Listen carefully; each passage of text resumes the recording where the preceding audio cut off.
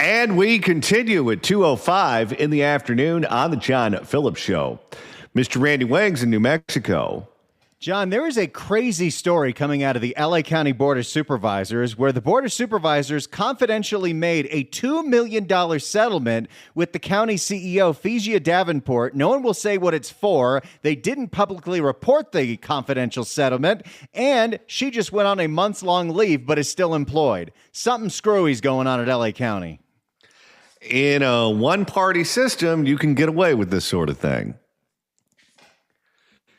800-222-5222 is the telephone number, 1-800-222-5222. It is our pleasure to welcome our next guest to the program. He's the author of the book Liberal Misery, and you can read him in the pages of The Federalist and the New York Post. You can also subscribe to his Substack at eddyscarry.substack.com and follow him on X at eScarry, 2 R's in Scary. Eddie Scarry, welcome. Hello, happy to be here. Well, thanks so much for stopping by. So let's start out with the big news internationally, and that is that President Trump was able to negotiate a peace deal in the Middle East between the Israelis and the Palestinians living in Gaza, where there was a swap of prisoners for hostages. And some of those hostages, the hostages, of course, are all jubilant about the results of this. But some of those hostages who have been released are now doing interviews. And one of them did an interview where he said that the moment that Donald Trump was elected over Kamala Harris, he started being treated differently by the people who had captured him. They did not want Donald Trump in the White House. They wanted Kamala Harris to win. They felt like if Trump was in the White House, bad things would happen to them. And of course, it led to a deal between the two parties and the hostages being freed. But that hostage said there is no question in his mind that had the election gone the other way, he would still be there. Then you look at what's going on right now with the border, where the border, for the first time in our lifetimes, is now secure. There is no wall, which is what we were promised in 2016. But according to every statistic I have seen, illegal crossings at the southern border have basically fallen off a cliff, and it's as close to zero as you'll ever see it. We're also seeing these boats from Venezuela that are bringing illegal drugs into the United States. They're being blown up right and left. And you had members of a cartel who did a sit-down interview with CNN, and they sounded a whole lot like the guy in the Middle East, where they said, oh, yeah, it was much easier with the guy in the White House before. Now Donald Trump has complicated our lives in any number of ways. It seems like he's just racking up the W's. Oh, yeah, because he, unlike so many of our leaders in Washington, he actually takes an interest in his job, which outside of Washington, that's known as working. He actually takes an interest in solving problems, confronting problems. We saw a lot of that in 2016. There are any number of problems that Democrats will say, and even many Republicans will go, we know that's a problem. Yes, that's a problem.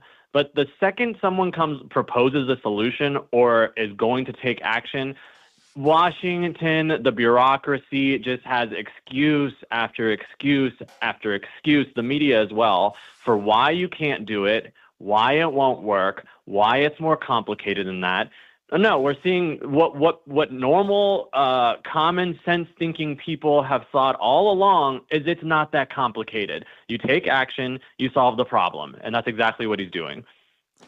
I also get the impression that as someone who's in his second term, who's termed out of office, he's a lame duck, he can't ever run again. There's no elected office, I believe, that he would ever run for at this point. And he has a different mentality than a lot of these other people. A lot of the senators are trying to find ways to become president. A lot of congressmen are trying to find ways to become senators. A lot of governors are trying to find ways to become president. Everyone has another job that they're looking at, and that's the goal. And then maintaining their power and maintaining their popularity once they get there seems to be what they have their eyes on. With Donald Trump, I'm not going to say that he doesn't care about those things, because he does like to be popular. He does like to be glorified, and we're all well aware of that. But I saw an interview that he did with his granddaughter, Kai Trump, when they were in the golf cart. They were golfing together. I guess she's a very good golfer. He's a very good golfer. And they were having this conversation over a round. And she said, you know, a lot of people looked at whatever it is that's at the top of the pyramid as the ultimate goal. Very few people get there. Your goal was to become president, and you not only became president, but you're now a 2-term president. What's your next goal? What's the next thing on the list for you now that you've reached the top of the pyramid in the sandbox that you've been playing in? And he said, well, now that I'm a president, my goal is to become a great president. And it seems like he really does buy into that. And he's not trying to play small ball. He really is trying to fix big, long-term systemic problems, because he doesn't have to worry about being elected again. He doesn't have to worry about running for some other office. He's here. This is it. And he's trying to get as much done as he can. Yeah, I think that there is just inherently a certain freedom. It's freeing to be term limited. You see the same thing to a smaller extent, but the same thing when a congressperson decides they're not going to run anymore, they're retiring, they might start suddenly voting in a more across the aisle with the opposition, because, you know, what are you going to do? But with him, he's not really doing things that are, I'm suddenly seeing things Democrat way. I think that he genuinely does believes that he wants to be a historically consequential figure. I mean, he's already got that taken care of, but he's like a lot of people who, whether it's in entertainment or sports, who they're not satisfied with being number one. They want to set the bar so high that whoever might even try to compete to clear it is going to have a really, really tough time. So, and I think on top of that, to your point, I do think he genuinely cares about a lot of these issues. He sees that there are real problems. I mean, he's from the business sector. And he's from the real estate sector. This belittlement from so many of his critics in the media and in the Democrat Party, who talked about, well, that's real estate. You know, that's not the same thing. No, real estate and negotiating, that has so much to do with politics. It has to do with understanding what motivates all sorts of different people. How do I get them what they want so I can get ultimately what I want? And ultimately, I want to make sure I come out further ahead than the other person does. There's a lot that goes into that, a lot of emotional intelligence that goes into that. He shows that I don't think that we know of anyone who's better at it. So yeah, on the one hand, I think that he is freed up a bit by he's not going to run for anything again. He can't run for anything. But at the same time, I really do believe he wants to leave his mark and wants to set the bar so high and make it just undeniable that he was a consequential figure. And truly, I do believe wants to make life better for Americans. Do you get the impression, after seeing what happened at the border and what happened in the Middle East, that the next thing on the list is that he's going to end the war in Ukraine? And I say that because I have a friend who's a big-time gambler, and I like to gamble, although I'm not as successful as that person. I always lose. But he likes to say, when you're betting on a sports team and they keep winning, and you say, you know what, I think I'm going to pull my money back because I've gotten all the juice out of the squeeze. They've paid off what they're going to pay off, and it's time to move on to something else. And this friend, whether it's a sports team or a slot machine or a blackjack table or whatever, believes in the opposite. He said, winners keep winning and losers keep losing. Why take your money off a winner and risk it on a loser? If it keeps winning, keep betting, because winners usually win. And right now, he's winning. He's winning with the border. He's winning with the Middle East. And I just get the impression that he really does want to end the war in Ukraine. That is something that he cares about. That is something that is on his list. And he just has the wind at his back right now. He has the momentum. And I think that now is the time. And I really do believe that that's the next box that's going to be checked. As to whether he checks it or not, your guess is as good as mine. I got the analogy with gambling. He's winning, so the odds are, at least according to that theory, that he's set up to win. It does have to end at some point, and he in some remarks he was making at a very, very long, like kind of a White House cabinet meeting type thing. He was talking about it in a way that was more aggressive, I think, than what we've even heard to date, and we've heard some aggressive things to date. But I do think that is what he has his. I don't think his eyes have ever been taken off of it. I think as he has said many times, that it has proven to be more complicated or not as easy to solve as he thought it would be, and I think that makes perfect sense. I think that all he thought was. He's got two people who need to end this war. You've got Zelensky, you've got Putin. Putin is not leaving that war without something. He's going to take something. Ukraine does not have the capacity, the military capacity, the manpower to say that it's going to leave with all its territory. So it's just a matter of giving some territory away and it's over. I think that was a pretty rational point of view, and I held the same point of view.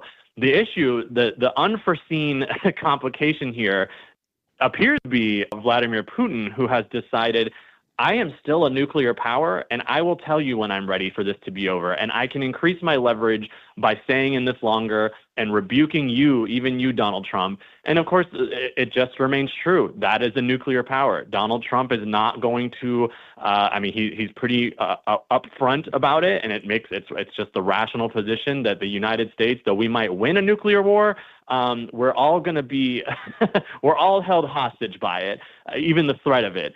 So I think that's where the cards are right now. That's how the table is set. But I think he's going to keep working at it. I think that it's probably going to take more of his attention now. And then otherwise, I think also in terms of what his goals and the shifting of now that he's settled this, well, hopefully that he's settled this Israel issue, the economy. The economy is, I think, still kind of we're in a complicated position right now with all the tariffs and still coming down from the COVID sugar rush. I think that should be, and I would understand if it is something that he's really concerned about, just along with Ukraine. We're speaking with Eddie Scarry, who you can follow on X at eScarry, 2 R's in Scarry.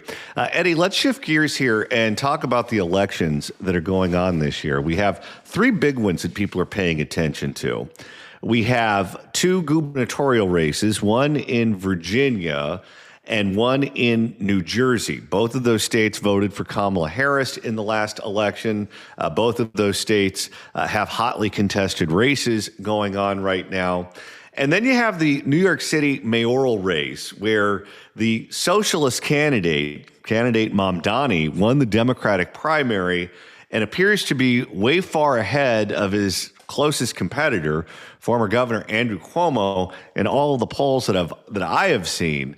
And what's crazy to me is that if you look at the candidates in New Jersey and Virginia, those are 2 partisan Democrat cookie cutters. The mainstream media calls them moderates. I don't regard either one of them as being particularly moderate. They're just pretty standard Democrats. And then in New York City, you have a self-described socialist who wants the government to own the means of production. What's crazy is the 2 partisan Democrats are nowhere near as popular with that crowd as the socialist candidate. The partisan Democrats are in knife fights with their Republican opponents in states where any Democratic candidate would be favored to win. New Jersey appears to be even closer than Virginia right now. But in theory, both Democrats could lose if the cards break for the Republicans as we get closer to the election. Voting, of course, going on right now by mail in each of these locations. But what does it tell you that in the modern Democratic Party, the socialist candidate is going to win hands down, and the 2 standard partisan Democrats are in a fight for their life? Well, I do find them to be very distinct races, and there's something very unique, not that it hasn't been seen before, but unique about the New York mayoral race. You do have, what did you have? You had Eric Adams, who's there cutting deals with the Trump administration. I don't know how you win anything as a Democrat in New York with that on your resume. Then you had the former governor Cuomo. People, I think, were just ready to move on from that. I think they also saw someone that was just kind of their time has passed. And then you have Mamdani, and I'm not as fixated on the whole.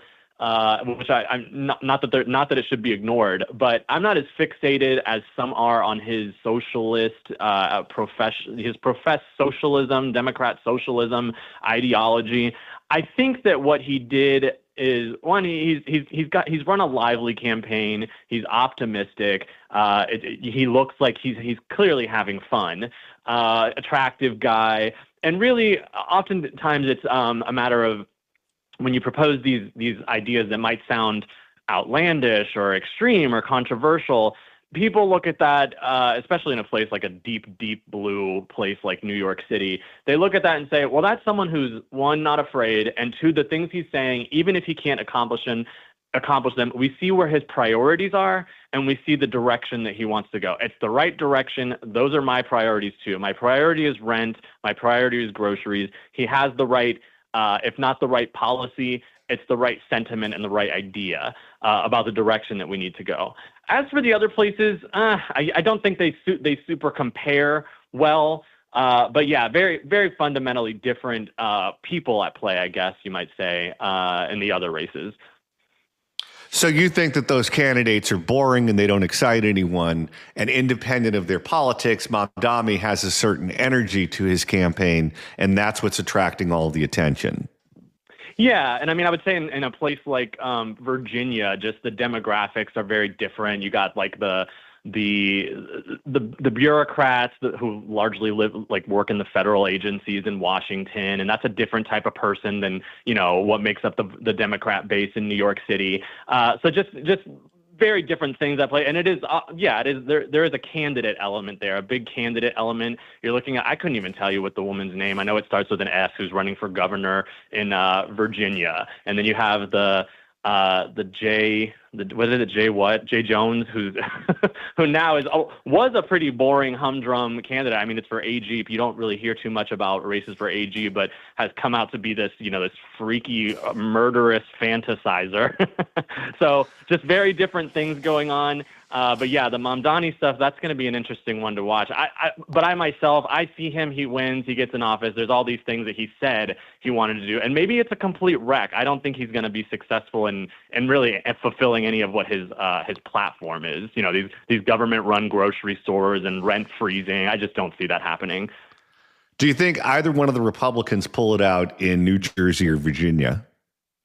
So I haven't been paying attention to New Jersey. I would say there's not a bad shot for Winsome Sears in Virginia. It's too bad that she's not running away with it, because really, Youngkin, he really did some great things in that state, and to see it undone by this what is her name, Sparsberger or something like that, to see it undone by her, I think would just be such a tragedy. Eddie Scarry. You can follow him on X at eScarry. You can subscribe to his Substack at eddiescarry.substack.com. And you can buy his book, Liberal Misery, online at amazon.com or wherever you buy your books. Eddie, thanks so much for stopping by. Always a pleasure. Thanks, John. If you'd like to email the show, you can do so at johnnydon'tlikeshow@gmail.com. That's johnnydon'tlikeshow@gmail.com. And Randy, you're monitoring the mailbag.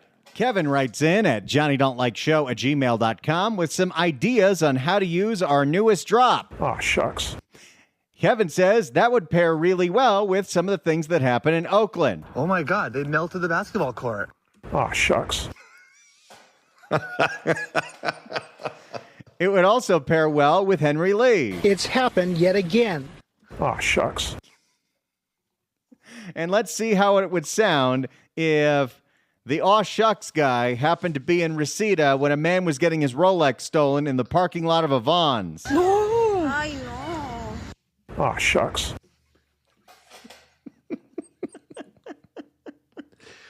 And with the end of the show quickly approaching, if you want to continue listening to us after we sign off at 3, Randy, that's easy to do. If 3 hours of this show isn't enough for you, well, you can get all the podcasts, hundreds and hundreds of hours of this nonsense, every single day. Just go to The John Phillips Show wherever you get your podcasts, whether it's the Apple Podcasts app, iHeart, Spotify. Search for The John Phillips Show. Hit subscribe. You can download all the episodes. Do a Google on the YouTube. Get the KABC app or the KSFO app. There are so many different ways to listen to all of our podcasts. And if you've listened to every single hour already and you got nothing else to listen to, well then... Aw, shucks. 800-222-5222 is the telephone number. 1-800-222-5222. And right now it's time to open up the California Crime Blotter. If the cashier is dummy. Questions? Ay, no. And Randy, we're all in luck because this is an Ed Lascos edition. It's an Ed Lascos with Fox 11 as Ed Lascos goes to the opening of a warehouse that was full of stolen goods. Enough already. Do you know how many Ed Lascos drops I have on my wall on the home computer? I have 1, 2, 3, 4, 5, 6, 12. I have 16 Ed Lascos drops. There's no holiday for crumbs like this. And now you see why. Let's see if we're going to get any in this. Let's go to Fox 11 and Ed Lascos. New tonight, the LAPD makes an arrest in what they're calling a massive cargo theft investigation. Nearly $1.5 million in stolen train cargo was recovered from this property. Let's go live to Fox. Wait, this isn't the people that were stealing stuff in the trains years ago when George Gascon said it's the train company's fault for not having better locks, is it? That was Union Pacific's fault, though, wasn't it? Let's go live to Fox 11's Ed Lascos in downtown L.A. with more on all this. Ed. Yeah, Chelsea, it's really involving the Union Pacific freight trains that have been hit by... It was Union Pacific. Yeah, Chelsea, it's really involving... All of these trains were getting robbed after COVID, and George Gascon's official response was, well, the locks aren't very good on those trains. He blamed the victim. And if you remember, it was those train corridors that were full of all these discarded boxes and trash, which was where Gavin Newsom went with his sleeves rolled up to sweep up the garbage and said, we look like a third world country. Yeah, Chelsea, it's really involving the Union Pacific freight trains that have been hit by these cargo thieves. It's a big-time operation. The investigators have a task force. They've been working on it. They've been making arrests in the latest raid, the latest arrest happening in East L.A. Let's get to it. To the video we go. You're walking into a cargo crackdown here. Interesting. It looks like you're walking... Cargo crackdown. Great alliteration right there. Not quite to the level of Mark Brown, though.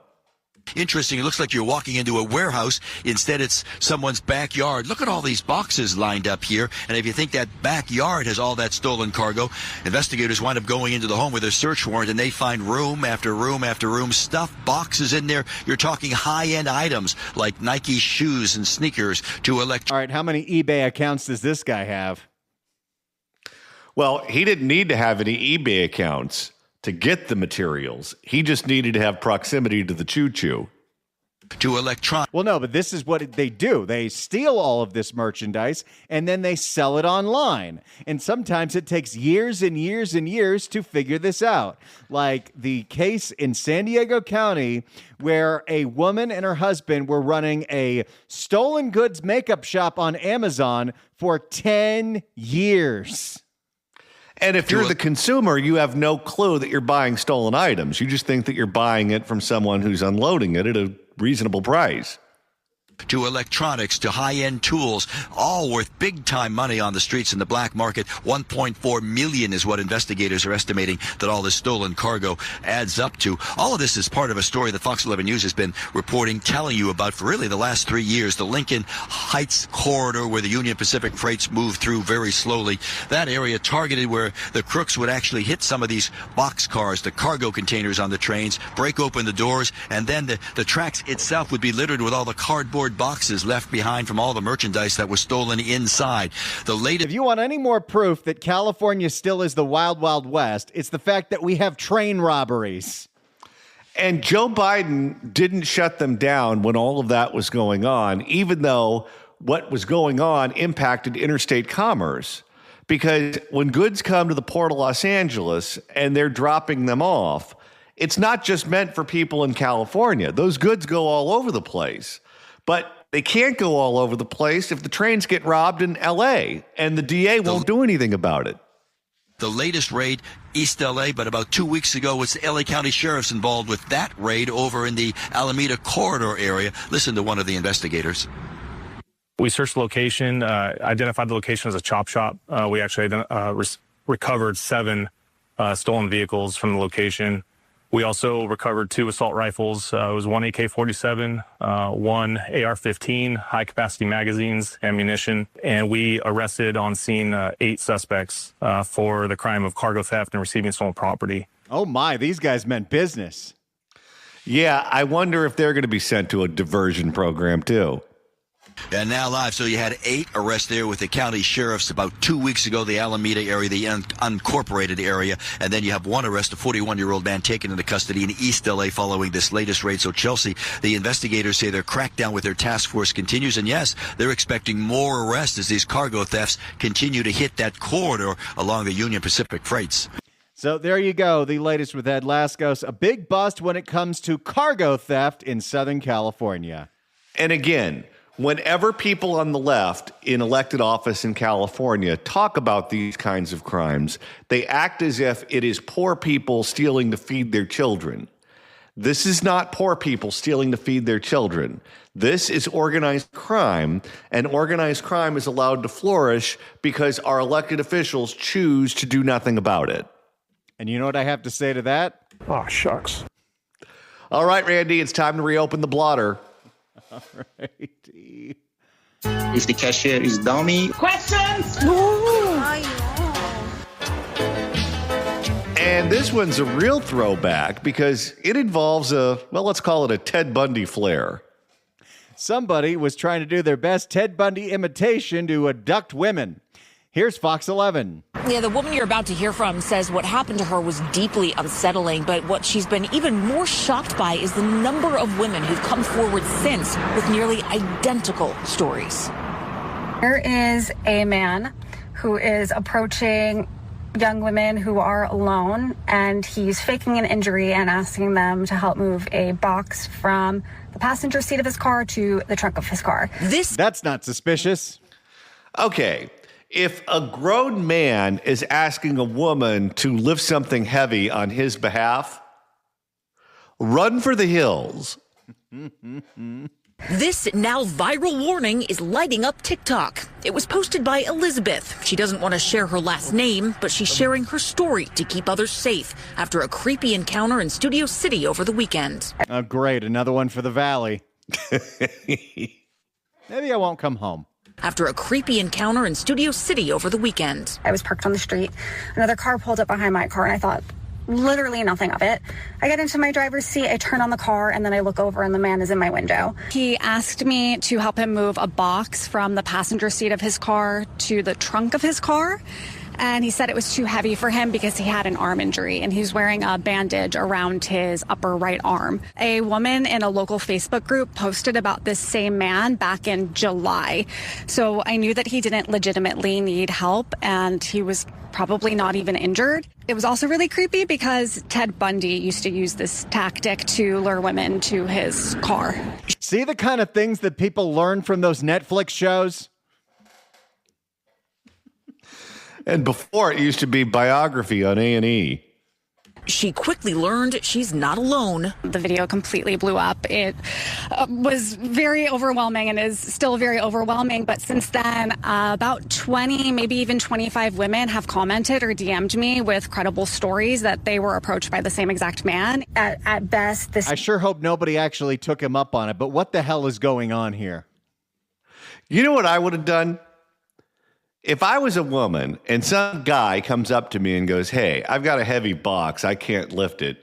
Can you take it out of my passenger seat, lift it up, and put it in the trunk? You know what I would say to that guy? What would you say? Why don't you do it, you creep, and lift with your back? At best, this is what he does to pick up women. At worst, he's doing something more nefarious. No, this is kidnapping. This is someone trying to kidnap women and do God knows what to them. 100%.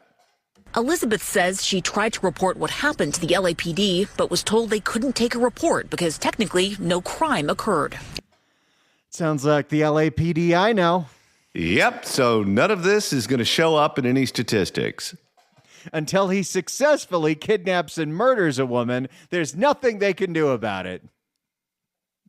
It's really discouraging because I understand that, it's not a crime to ask someone to help you move a box, but it's a pattern of suspicious behavior. And I think somebody at the very least needs to go talk to him and tell him to knock it off. And find out where the other bodies are buried. Yeah, or how about this? One of the husbands needs to put him in the trunk. Now, we have seen a photo of the alleged creep and a possible license plate number of the car he has been driving around this area in the San Fernando Valley posted online. They are circulating online, but we've not been able to independently verify them, so we're not including those in this report. We have reached out to the LAPD multiple times to try to get some more information on this and what they're able to do in terms of reporting on this case. They can't do anything, apparently. No, because it never happened. Just look at the stats. We've called, we've left voicemails, but we have not yet heard back. Reporting live from Sherman Oaks, I'm Chelsea Edwards, Fox 11 News. That really is quite eerie. All right, Chelsea, thanks so much. For all of the flack that the internet gets, the fact that we now know that this happened to over 20 women in the San Fernando Valley and the LAPD couldn't do a damn thing about it, at least we're getting awareness out there about this creep. Oh, yeah. The government can't keep up with the technology. In the old days, they could just say, no, nothing happened. None of this ever happened. And anyone who says otherwise is a conspiracy theorist. But now that people can post the evidence themselves on social media, it must drive them crazy because they can't control it. Look what they did with the violence on the metro. They won't release the video. They won't release the pictures, yet they're asking the public for their help. They try to hide reality from you, and then they try to present a distorted view of reality that everyone is expected to buy into. And in this particular case, no one's buying into the official story because we've all seen the video with our own two eyes online, or we heard about it on the radio or on television. So thank God for the internet. Thank God for X. Thank God for all of those platforms. So we're aware of what's going on and we can share information with one another. If you'd like to email the show, you can do so at johnnydon'tlikeshow@gmail.com. That's johnnydon'tlikeshow@gmail.com. And Randy, you're monitoring the mailbag. Nicholas writes in at johnnydon'tlikeshow@gmail.com. No crime was committed, according to the lazy liberal-controlled LAPD. It's an attempted kidnapping just to prove his arm's not hurt, weigh the box, and present the 20 times he tried to get eyewitnesses to testify to a jury. He's attempting to kidnap. How is that not a crime? No kidding. But like with everything else, if it doesn't show up in the books, they'll say, if you understood the statistics, crime is actually going down. Let's go to Stan in Orange. Stan, hello. Mr. Fellows, Mr. Wang, what's going on? I'm retired 40-year cop in a large PD that's not in Southern California. But, I don't know what's going on with that story because we're only getting, obviously what you're hearing there. But in my department, in a similar situation, we would at least take reports under a suspicious circumstance heading.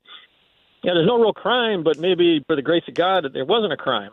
And the report would have information about what and where and descriptions and stuff. And then getting back to your other caller, depending on how far this went into the incident, the contact, it's a kidnapping or a disturbing the peace or some kind of a battery or not a battery, an assault type charge. So, yeah, there's a crime there. And I can only hope to God that some stories are getting mixed up, that the police in L.A. would at least take a report to document that stuff. But that's just my 2 cents. But, yeah, I can speak personally. A year and a half ago and down here in SoCal, some guy in a park pulled a big old hanging knife on me and threatened to kill me. And I called the cops, and then the guy was found half hour later, and there was no report, no arrest, no anything, which was kind of frustrating. But anyway, well, I would imagine, LAPD, but that's what if you're a beat cop and this is happening, and people call it in and you're aware of it,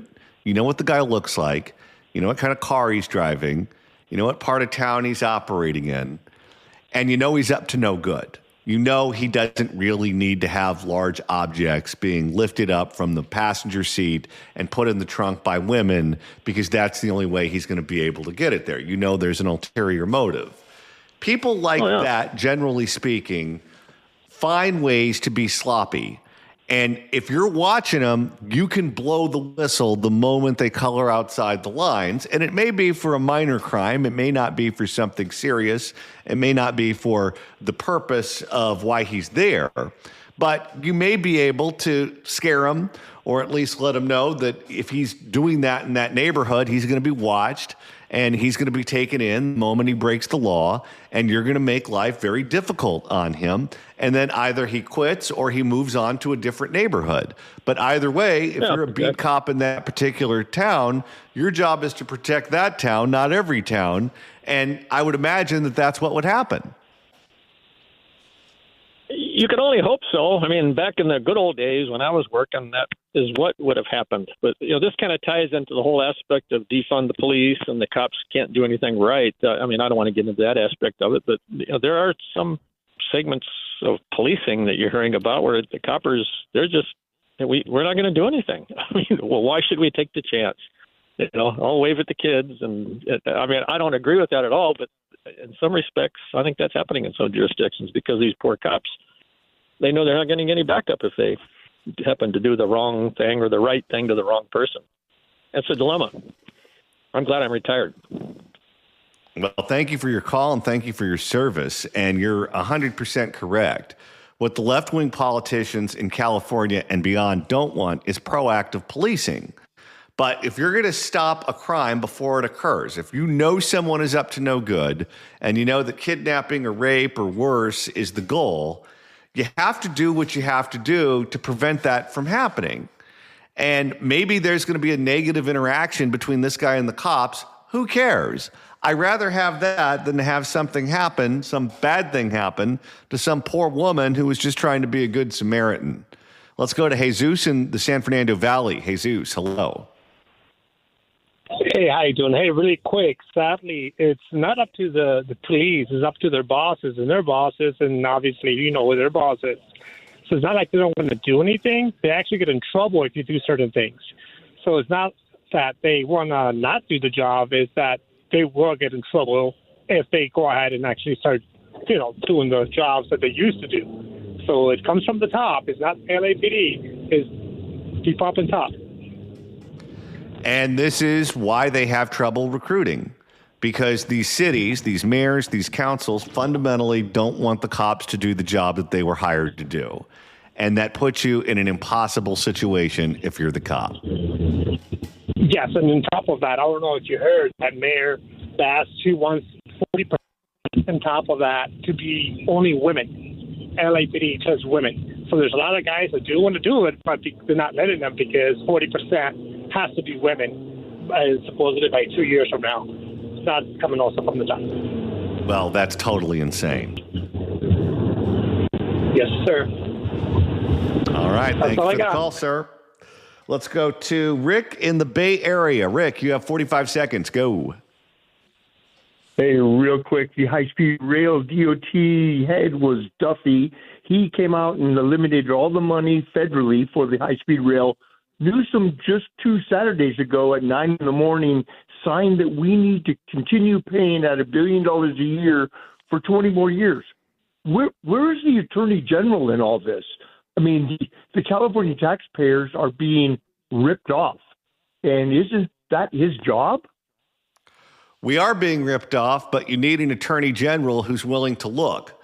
And right now we have an attorney general who is part of the governing clique, and you're not going to tell on your buddies because your buddies are the ones that are spreading the spoils around. And Rob Bonta is someone who regards himself as upwardly mobile. He's ambitious. He wants to be governor. He wants to be a U.S. senator. And you don't get that way unless you play nice in the sandbox. Don't count on him investigating that boondoggle anytime soon. All right, that's going to do it for us today, but we'll be back tomorrow at noon for another edition of The John Phillips Show.